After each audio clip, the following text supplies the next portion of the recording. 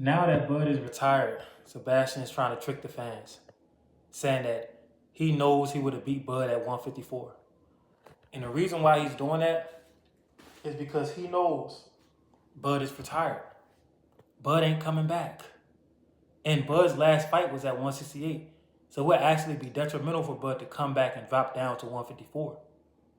So when that old lion walks off, when that old lion passes away, shout out to Kwame Brown when he was talking about Kobe. Once that old lion dies, everybody could say the things that they didn't say when he was stomping around. What Tupac say? They talk a lot of, but it's after I'm gone, because they fear me in a physical form. Let it be known I'm troublesome. You know what I mean? Bud was troublesome. So Sebastian had to wait until Bud went on his way. Till Bud retired. Till Bud walked off stage.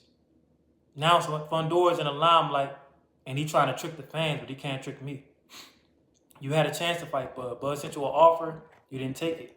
Y'all was trying to fight Spence. I always wanted to see Bud versus Fundora. I think Fundora would have gave Bud trouble because of the hype, but I think Bud would have figured him out. That fight was going to be like Joe Louis versus Buddy Bear.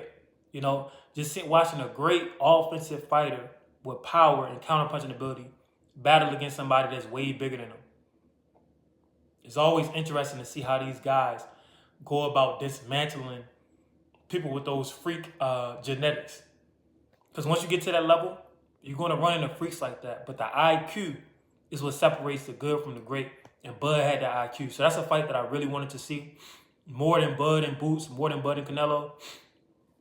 And the only reason why we didn't get to see that fight is because Fundora didn't want that fight. Neither him or his team. So don't try to upset the apple cart now. Don't try to trick the fans. I was there, bro. I know what really went down. But it would have been a great fight. And I think Fundora would have hurt Bud like Me Machine. But I think he ultimately would have got stopped because we know how Bud reacts to getting hurt. And Keith Thurman is not Bud Crawford. Especially with all the lunging that Keith was doing.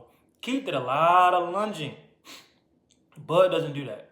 Bud is hitting you at the right distance, at the right time, and you're going to feel it. You're going to know that you're in there with a serious puncher and counterpuncher.